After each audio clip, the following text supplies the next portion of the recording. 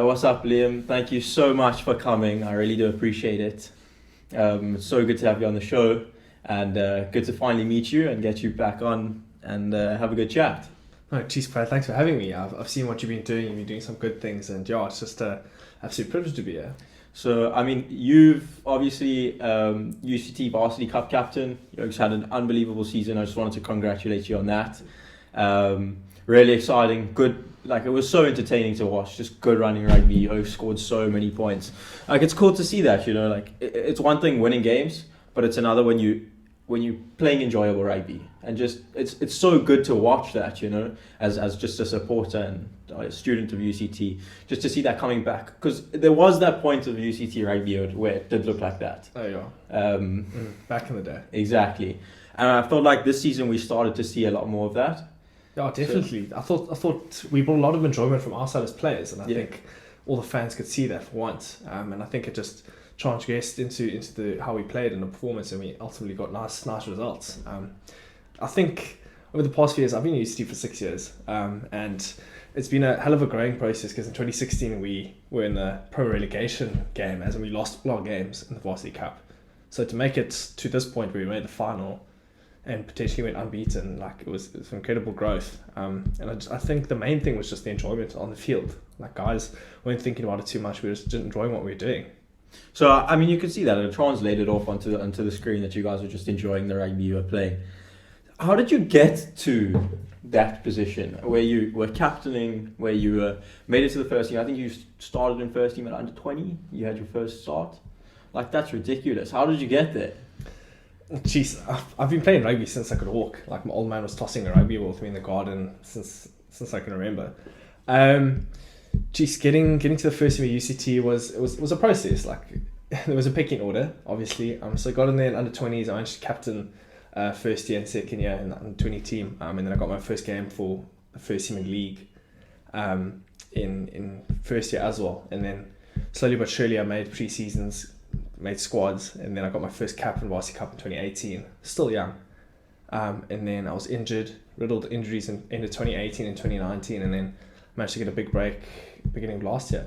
I mean, that's incredible. Like, what are you studying at UCT, and how does it go? I've concluded my studies, but I've done quite a few things. People call me the professional student because I have like 3 skills in my bedroom. I did an undergrad in a Bachelor of Science. I did environmental science and oceanography for 3 years. Then I did a postgrad diploma in environmental marine law. And then last year I did a BCom honours in financial analysis. Wow. I mean, I'm still in my first degree, struggling, but I mean, it's a cool experience. I mean, going from school to university is a massive change. It's a change that's been tough initially, but I've enjoyed it.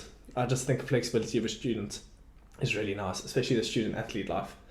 In the past 2 years, I've also thrown an internship, so I've done studies, I've done work, and I've done obviously sport, which has been a hell of a balance, and it's quite tough. So I enjoyable. I wanted to actually ask you, how do you balance all of that? Because I mean, just studying itself is just taxing, and then you have to balance. I mean, UCT Cup captain, Varsity Cup captain, and all of this stuff. How do you balance that? That's everyone wonders, like, how do we balance it? But actually, if you think about the normal students, like studying half the time and then going out half the time and socializing, so you can imagine that there's a lot less socializing happening my side. It's more just the books and rugby. So something's got to give in. But at the end of the day, like, you learn how to cope with it as a student athlete. And everyone in the rugby club does it. Like, the guys that aren't really strong academically still get through. They just ask for a bit more help. But yeah, guys, just learn. I mean, it's a long career. You're still extremely young, but have a lot of prospects ahead of you, especially with the way you guys performed this year. Have you been approached by anyone? Is there any like news or anything on your future rugby career? Jeez, Brad. To be honest, I've never played provincially. I've never been selected for any sort of team. I've just played for my school and my university. I have been approached by like 1 or 2 guys that wanted to assist me in terms of being an agent. But I don't really have a massive drive to be a professional rugby player in South Africa. I've got a Spanish passport, so I like to maybe explore avenues in Europe.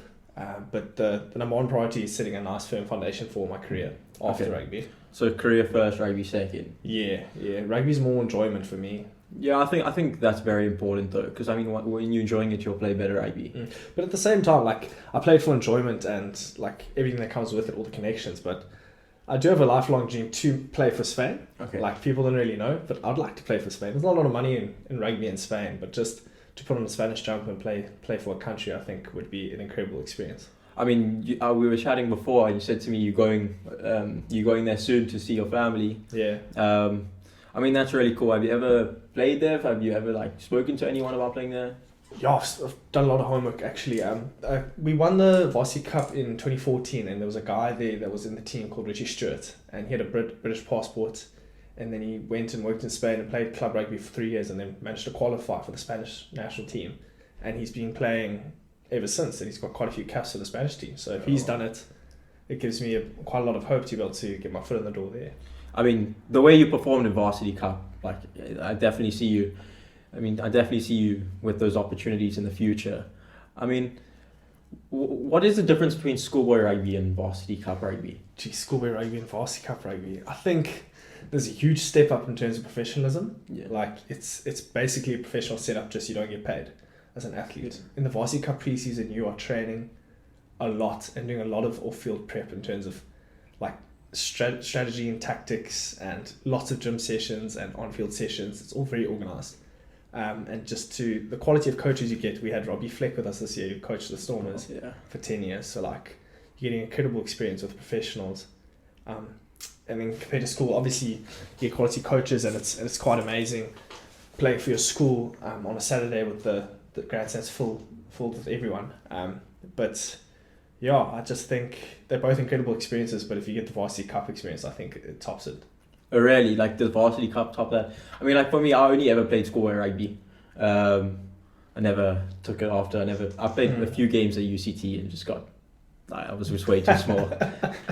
But I mean, having that professional like kind of outlook is really cool. Really interesting. Injuries for me was like the reason I was like, no, I can't bear it anymore. Jeez, I'm getting there. My body, you say I'm young, but I'm feeling old.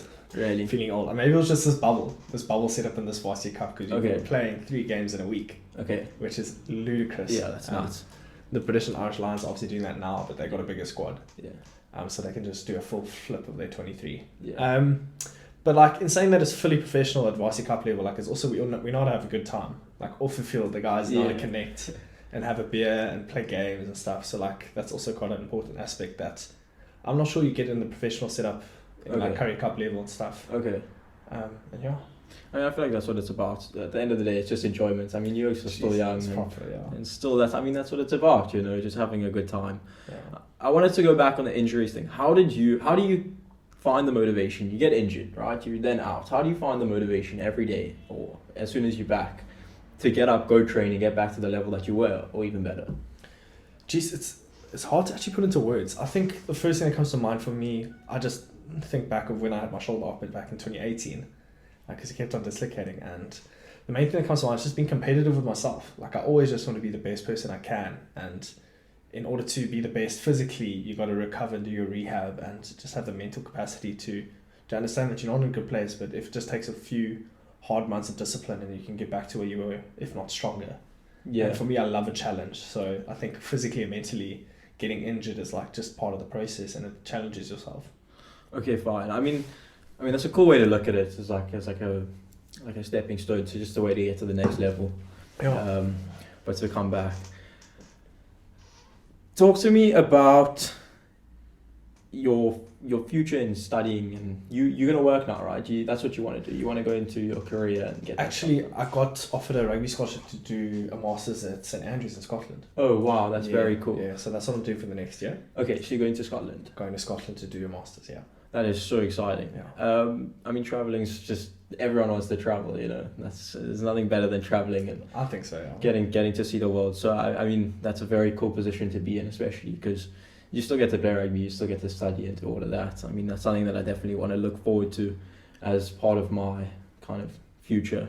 Yeah, I just think it's a massive opportunity to grow. Not a lot of people get it. So to be able to still be a student athlete, but in a completely different country with a brand new community and friends and people to be around, I think it's quite cool. lots of people saying to me like, aren't you going to miss knowing lots of people in Cape Town and stuff? And for me, it's nice knowing people here, but I consider it a bit of a bubble. I've been here 23 years, so I'm quite keen to branch out, make new friends, make a new bubble, a new community that I can get in touch with. That's on the other side of the world. Yeah, well, I mean, I was in a similar situation. I came to Cape Town kind of not knowing anyone. Yeah. So I purely moved. I was going to go to Israel just for like the army or whatever. That's kind of how it works there. But I ended up deciding not to go and to stay in. But I didn't want to leave. I didn't want to get out of Joburg and meet a whole bunch of new people. So in my grade, I only knew 3 people coming here from my grade, and we weren't like particularly close. I had one really good friend who was coming. So I mean, that was cool. How was that experience of coming to Cape Town and not knowing anyone? So I think it was difficult in the beginning. It is always difficult, but... Are you the person that gets homesick? No, not really. I mean, like, I'm excited to go home when I go home. Yeah. It's good to see the parents and all the mates back home, but I think it is cool. I think coming and you grow so much more when you put in a situation that you're unfamiliar with, that you have to kind of... No, I couldn't agree more. Exactly. So I feel like would that be like the same thing for you? Are you someone who gets homesick or... Jeez, I haven't been away from home for that long. Jeez, the longest I've been away from home, I think, is a good like month and a half. Okay. And there I'm missing the dogs, missing the mother's food. So I think you can call me a bit of a homesick person, but I think I'll learn eventually. Okay, fine, I got you. I mean, wow, it's like it's a cool experience being away from home, but something that you don't get is the connections that you're forced to make, because when you go somewhere, you have to make those connections. You have to meet those new people and get there. And I think for me, that was one of the best experiences. It's also being thrown in the deep end with Varsity, so they just kind of don't help you with anything. Yeah. So, yeah, I mean, that's really cool. How do you talk to me? What did it feel like putting on the jersey and walking out representing either schoolboy, varsity, or any type of thing? Jeez, it's so easy to actually take it for granted. Every single time you put on a jersey and you represent something bigger than you, I know it's corny, but like it's such an amazing feeling, and I just feel so proud for the 2 institutions I played for, Rondebosch and UCT. Like, couldn't be proud of the 2 institutions and just putting on the jersey and representing everyone. Okay, I mean, you guys did so well. Like I said, I've said it before in the podcast already. You guys had such a good season, but obviously in the finals it didn't go the way you guys wanted. And the first game you had against Tux, I don't know if it was the first or the second, it was called off. So you didn't get to kind of size them up before the finals. Of course, yeah. So how did you guys pick yourselves up after that and just like be happy with your season, you know? Yeah, it definitely took time to be happy what we did in the season. Obviously, in the moment you're gutted. You're not even thinking about how well you did coming up to that game, but yeah, everyone was just really distraught. And my coach actually told us he had a presentation a few weeks back just to explain the whole process and get some closure. He's never seen so many tears in a change room in his life, and it just shows like how much the whole process and how much the institution and the people meant to all of us. So like, yeah, it was absolutely gut-wrenching to lose in the final, but in retrospect, like, it was such an amazing process to be a part of. Yeah, I mean, being a captain, like, do you take that responsibility upon yourself? Because I feel like sometimes guys will kind of take that in as being a captain representing the team. I mean, obviously you have so much to be proud of, you know, you guys, it was such a good season, just such good rugby to watch. But how do you deal with that as the captain and having to kind of rally the boys together? Yeah, it was quite tough initially, but I think the special thing about our team and our setup was that there was such good genuine connections with everyone, and there were a lot of leaders in the team. So like, I didn't really take it upon myself to take all the responsibility. It's natural for me to take responsibility just in my nature, but everyone was putting up their hand, taking responsibility for what happened, and like, it just shows the connection of brotherhood and how much we cared for each other on and off the field. Yeah, I mean, I get that so much. But what other stuff were you interested in, maybe as like a kid or growing up, or like what else did you use to keep yourself busy, especially like when you're injured and stuff? You can't really play rugby, so you're kind of forced to do something else or take interest in something else. So what were some of the interests you had in your life? Geez, for me, my dad taught me how to play rugby as soon as I could walk, but he also taught me how to strum a guitar from early on. So for me, music's quite big. I've been playing guitar since like grade 2, and I like to sing as well. Well, Okay. I think I can sing. I can sing really well in the shower, as anyone can. So in my spare time, especially in lockdown, there was a lot of free time. Obviously, no rugby in lockdown. Yeah. I really explored my musical side of me. And I actually started an Instagram page, and I was really shy. I didn't like playing in front of anyone. No one, not even my own girlfriend. I wouldn't play in front of her. But in lockdown, I really explored it. Made an Instagram page, did a few videos, got some nice feedback, and that was a really cool process. That's very cool. I mean, do you want to plug the video, your Instagram quickly? You can just No. It's 100% private. Okay. No one is. Baby steps. Okay. I got you. Baby steps. I mean, I feel like rhythm and rugby and sports and that hand-eye coordination and feeling like the flow of something kind of go hand in hand. So, I mean, that's very cool. I'm gonna claim my Spanish G's when it comes to the rhythm. Okay. Yeah, have to. But yeah, I think being fit in general and the outdoors and music, I'm a big fan of all of it. Goes together. I mean, are you interested in camping? Because I feel like that would be like yeah. cool I actually went camping in the Kruger with my girlfriend and her father Okay. a few weekends back, and it was unbelievable. It was so cool, just living bare minimum life and just being in the Kruger in the bush. I love that. So I actually went camping for the first time this year. How did that go? It was actually really cool. I'm not like the camping person, and I don't think any of my mates expected me to be. But my girlfriend said to me the one day, like, come camping with me and my mom and my mom's mates and whatever. So I was like, okay, why not? Like, fuck it. Did you have to make a fire?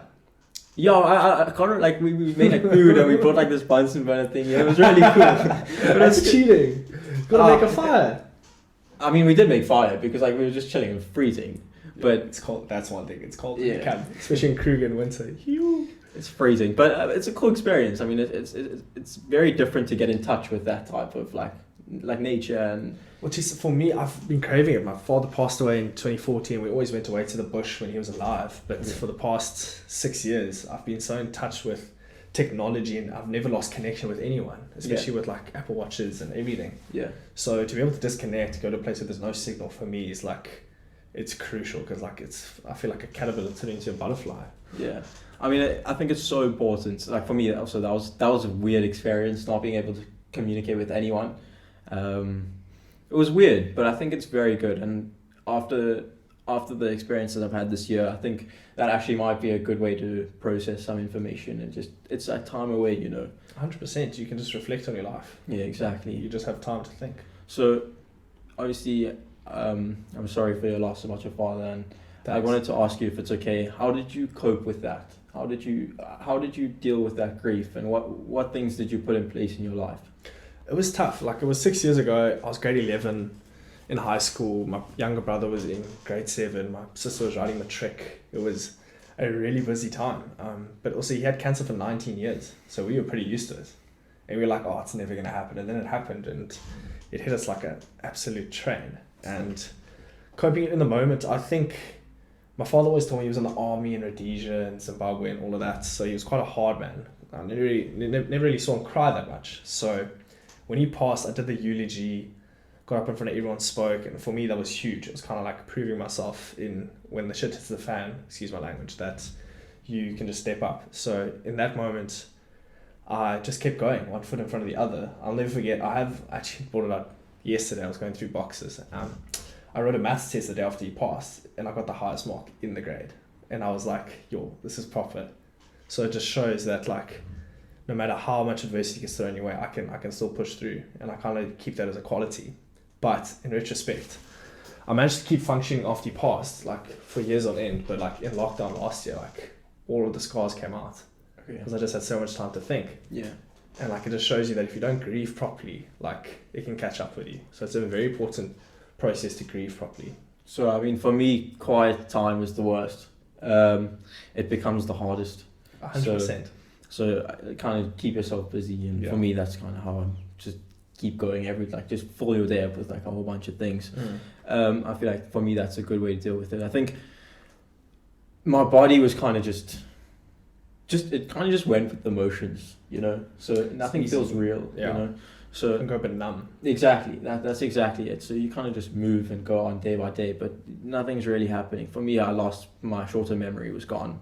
Are you serious? Like I think like some form of the shock. I had the same conversation with my friend 3 times. I asked him the same question, and he answered within like 30 minutes, and I didn't actually remember that I asked the question. So it's it's interesting, and it's good to hear like your side, your perspective on how you dealt with it, because obviously it's a tragic event, you know.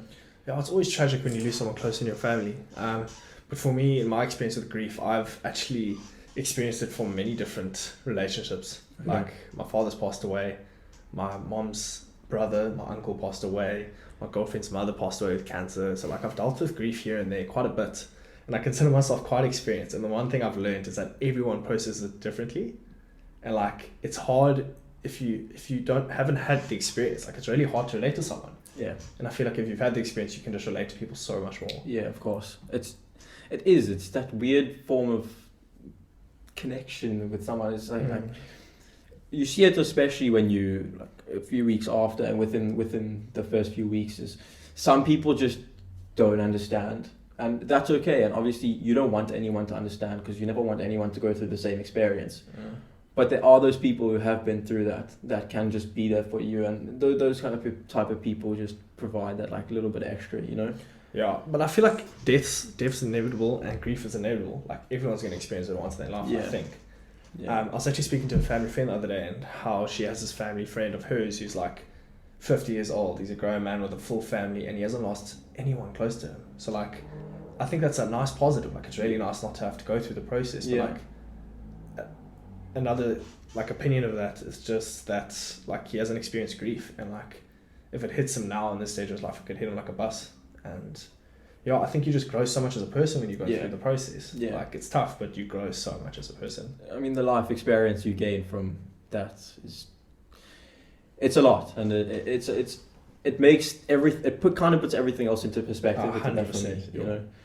So everything kind of just seems big problems seem a lot smaller. Definitely. You know, 100%. Where when you're faced with something like that. So thank you for sharing that, and I appreciate you for sharing that. Yeah, no stress. So you said you were into music. What type of music are you into? I can go from country in the shower to full on hip hop in the car.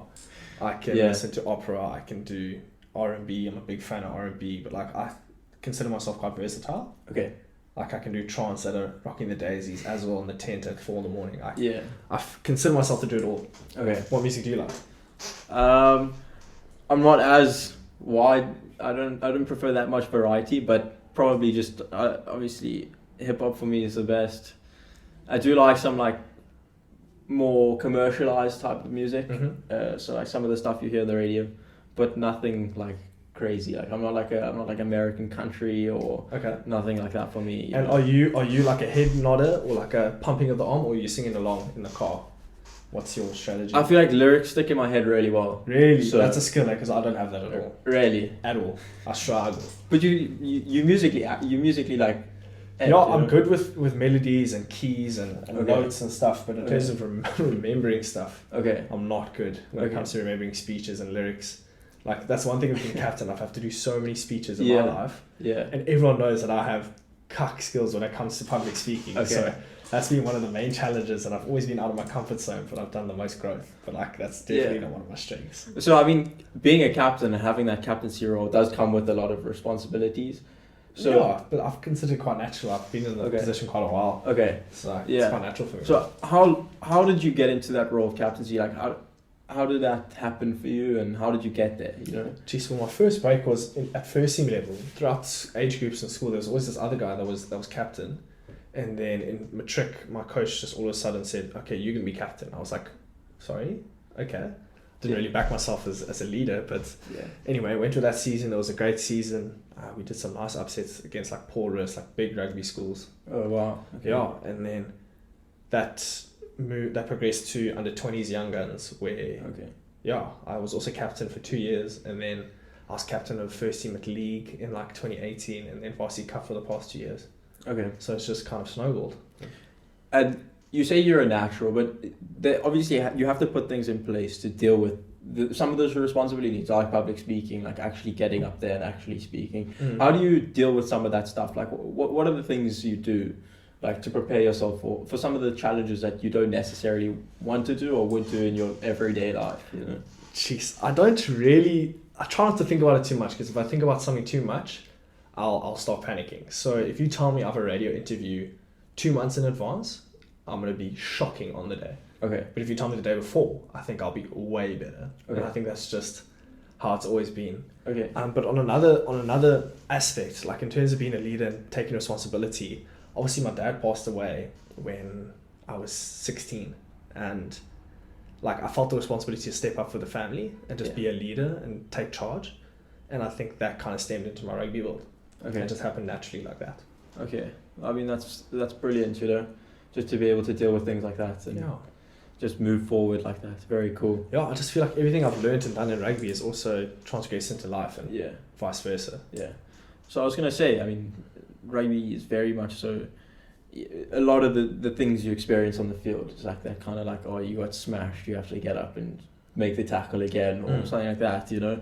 That's something that translates really well into life, of like you get fucked day after day and like Oaks coming at you, throwing things at you, and you kind of just have to get up, move on, and just that kind of like brute strength and that type of thing, you know. Yeah, I think I relate subconsciously, I don't really think about it too much in the game, but just I relate to like being quite physical and hard on the field to like my mental strength as well. Okay. I've always interlinked the two. So for me, if I'm like strong on the outside, not necessarily like I can show weakness, but like just I think if I can do things and challenge myself physically, like mentally, I'm going to be just as strong. Okay, fine. I mean, it's one of those sports where there's so many variety of positions, and in every different position is every different body type, you know. Yeah. And I mean, even like as a flank, you can have flanks who run, flanks who carry, flanks who tackle, and all types of stuff like that. Why don't you talk to us? Why don't you talk to us a bit about how you adapted your style of rugby and the way you prefer to play rugby? Yeah, that's actually quite an interesting topic because you're right. There are different types of flankers out there. For me, I've always been, it's weird to say, but throughout school and stuff, I was always a long distance runner. So I was never explosive, but I could run far, but like at a slow pace, like at a decent pace. So I always competed like the 1.5 and the 3,000 meter and 800 meter. And then, I think that just adapted into my gameplay where I'll just go for 80 minutes. Like I wouldn't be explosive, but I could go. Like especially when other guys were tired, I could still go at my same rate. Okay. So for me, just work rate as a flanker is so crucial. Yeah. And just standing your ground physically. So other guys would just steal the ball and go for every ball at every ruck, but like only get it like 2 times out of 10 for every breakdown they go to. For me, I'll naturally just do it far less, and I'll just get a better ratio, I think. So I'll go to like 3 rucks and get like 2 balls back, opposed to going to everything. So for me, I like to play cleverly and just feel the game in the beginning. Okay. So going into every game, I won't have the mindset to be like, okay, I'm just going to steal this game. Yeah. I go more of the open approach and just adapt within the first 5 minutes. If they're sealing off really well, I won't go for the steal. I'd rather go for like the hold up or the counter ruck. And for me, I just enjoy like having a lot of tools in the toolbox as a flanker. So I like to be able to do everything. You're not going to see me chip a lot or grab it, but I like to be able to be well-rounded. Okay. And are you a more attacking player? Because I watched some of your highlights and stuff on YouTube. It's really cool. You guys can go check it out. You're a very strong carrier of the ball. But as a forward, I think that's to be expected of you. The thing with me is New Zealand rugby and stuff like that is why they are so much better is the skill. The skill of every single player, of like every person can like pass and offload. So even the props can offload. Exactly. Draw and pass. Exactly. I mean, Dane Coles was one of the first, New Zealand hooker to be able to, hooker in the world who had the hands like that. He was ridiculous. So how important is that for coaches and stuff like that you've experienced, where they make like the flanks, the props, the hookers and all of those types of players to be able to offload and step and carry? And I think it is so important. I think it's the way rugby's going nowadays. Like players can't be one-dimensional. You have to be able to do all the basics. I think that's why New Zealand had such a long period of doing well, because other countries didn't really follow that sort of that model. And I think it's funny you brought it up now, because we actually had the goal this year where we had hybrid players. So everyone was able to catch and pass. Everyone could tackle perfectly. Everyone could do the basic skills right. It doesn't matter if you're a prop or a winger or a scrum off, like you're going to make the right pass at the right time. Yeah. I mean, that's where South African rugby needs to get. I feel like South African rugby's always been big forwards, carry hard, backs look good. type of thing. I mean, you know? say that, but geez, we won a World Cup, on No. that sort of method. I feel like that's where we're going and that's where we're getting. World Cup was just marvelous. It was so nice good to was see. that, You know, I mean that was probably like one of the best days of the year last No, year. geez, it was a goodie. November 2nd, never forget. Exactly. So I mean, that's where our rugby is going. And do you think New Zealand people will catch New Zealand? Because I think they're still a little bit ahead. I mean, they didn't win the World Cup, but they still either the top team or very much so there. You know, they hadn't lost for a long time before that. I think when they won the 2 World Cups in a row, they had the incredible personnel and they had the most incredibly experienced players. I think if you look at all their caps combined, like it was just stupid how many caps they had compared to other countries. So obviously they've lost those players now. They have a lot of youth in the setup now. Okay. I think New Zealand are always going to be competitive. They are just so consistent in everything they do. If you look at their Super Rugby, like I think when they played that Trans-Tasman Super Rugby thing, like they were beating the Aussies every single time. Like there were 10 teams, the top 5 are New Zealand, the bottom 5 are Australia. So it just shows their consistency in everything they do. So I think people are catching up. I think other countries like us and the Northern Hemisphere are finally catching up, but I think they're always going to be competitive and consistent. I feel like coaching staff is so important in that. I mean, No, for England, they have Eddie Definitely. Jones, who for me is one of the best coaches in the world. And now they have Matt Crawford, the South African forward coach from the World Cup. No, I think England are going to be a big task for any team. Yeah. So the South African franchise teams have now moved out of Super Rugby into the Pro 14. Yes. How do you feel about that? Do you think it's going to be good or bad? Or just judging on the Bulls' performance in the final of the Rainbow Cup, I don't think it was that good. I think, obviously COVID affected us negatively where only the one South African team can go play. I think if all of us played and got experience in the North, the final wouldn't have been so bad. The Bulls would have lost by so much. So I think we haven't actually seen what the Pro 14 could offer. We saw with the Cheetahs and the Kings that they actually got good game experience, and a few Springboks came from their camps a few years ago. So I think if COVID allows it and we play up north, give more opportunities, I think it could be quite nice and beneficial. So I actually wanted to talk to you a little bit about COVID because obviously the pandemic's affected everyone. But how did it feel still being able to get rugby going with the Varsity Cup through the pandemic, and how was that experience? I think first and foremost it was just such a privilege. And when we started Varsity Cup, I remember it was just after the second wave and club rugby and schoolboy rugby just got cancelled, but we were still going through with the Varsity Cup, which was such a relief and privilege. So the whole country was locked down in terms of sports and recreational activities, but Varsity Cup could still go ahead along with Curry Cup and professional rugby. So we were really grateful to be able to play. And after a year of not being able to play because of COVID, and us being allowed to play was really nice. How did they monitor that? Did they keep you guys in a bubble, or how did it work? Well, we stayed on the Tux campus, all 10 teams. They called it a bio bubble, but it wasn't a closed bio bubble. We were staying with other postgrad students and people were leaving the bubble, so it wasn't that amazing, but it was definitely effective. But in terms of mental health, it was a bit of a strain because all you wanted to do was just leave. But I mean, to play rugby, and obviously it was great, and it was definitely worth the sacrifice. And I mean, the season you guys had was also just seemed so worth it. And it was cool for us to have something to watch. I didn't realise afterwards that people actually enjoyed watching our rugby. I got so many messages throughout the campaign. I actually couldn't believe it. Especially after the first Marty's game. We were just doing our own thing. Obviously there's no one in the stands, so we don't know who's watching at all. And then afterwards when we beat Marty's, we just got, everyone just was flooded with messages. We just couldn't believe the support.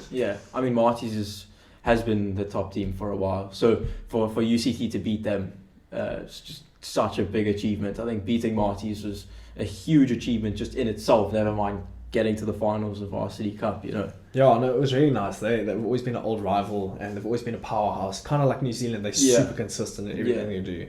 They have a really, really powerful rugby program. So even if they have a bad year, it's still a good year for other teams. So to get a win over them in Varsity Cup, it's my first, so it was really nice. I mean, development in rugby in South Africa is different to any other sport. There's actually a system in place where kids go from first team to Varsity Cup and then to franchise, and then how do you think they get that with other sports? Because they just in South Africa, I mean, the soccer development is just not there. There's not that much, you know, for the other sports. Rugby is just it's a culture in South Africa, and I do understand that, and I'm very happy that rugby is the sport that has the development that it does in South Africa.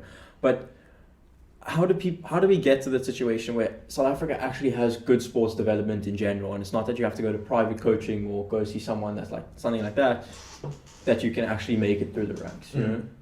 Yeah, that's a tough one. I think rugby does have good development. Yes, we do have a rugby culture, but I still think there's a lot of work to do in terms of development, especially in the rural and poorer communities. Like they need a lot more resources to get the opportunity to play. Yeah.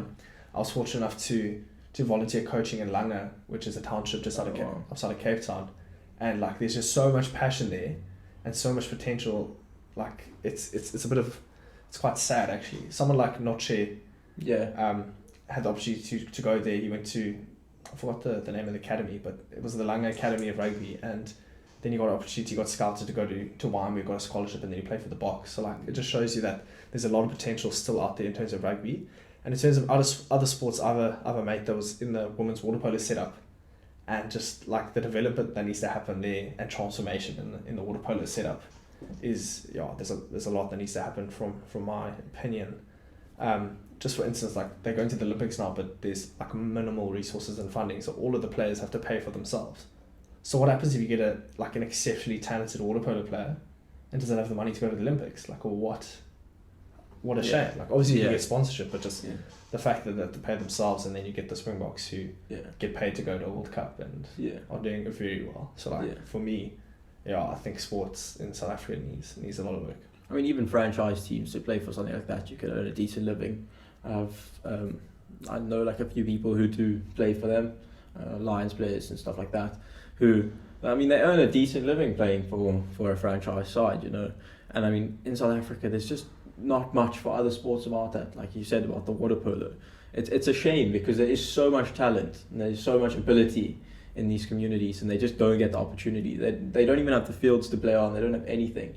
So I feel like, in my opinion, the first thing to do is kind of develop those schools a little bit, and because that's where it comes from. I mean, schoolboy rugby especially is just, that's a culture in itself. You know, having that old boys like tick next to your name is just ridiculous. You know. No, it's very nice. I think people like Siya Kolisi are doing amazing things in terms of sport development in South Africa. Like you're always focusing on rugby, but he's like constructed fields in like the poorest communities, but like high quality fields and equipment. So like that's going to give a whole bunch of people in that community a massive opportunity to play rugby, and I think that is priceless. Yeah, I mean, I can hear from what you say, you definitely have the urge to give back and reach out to these communities. Obviously, being from a more privileged background and having the experiences that you have had, how important do you feel that it is, and what type of stuff do you do, and what type of stuff have you done for like giving back and those type of things?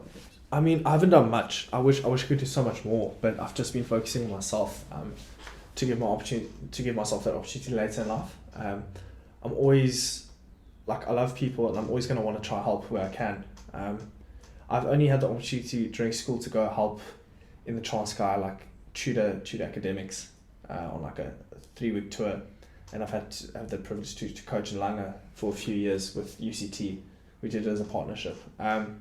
So I haven't done much, but I really want to do a lot more, and I think it's so necessary. If people have time and energy, like you must go help the communities. So Liam, I just wanted to say a massive thank you. I wish you well on every single endeavour you have in life. You're an inspiration. What you've done with your rugby career and just in your personal life and how you deal with things. I've learned so much just from speaking to you. So I can't thank you enough for the opportunity. And man, good luck. Thank you. Yo, Brad, thanks so much for having me on the show. It's been an absolute privilege, and it's been lekker just chatting to you. Thank you so much. Yeah, cheers. Sweet.